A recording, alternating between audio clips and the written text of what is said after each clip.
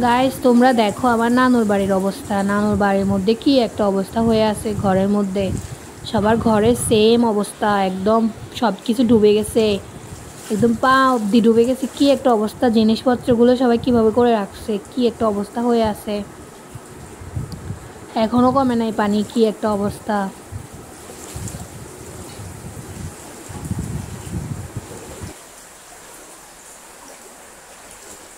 মানুষের যে কি পরিমাণ ক্ষতি হচ্ছে সেটা আল্লাহই দেখতেছে সব কিছু।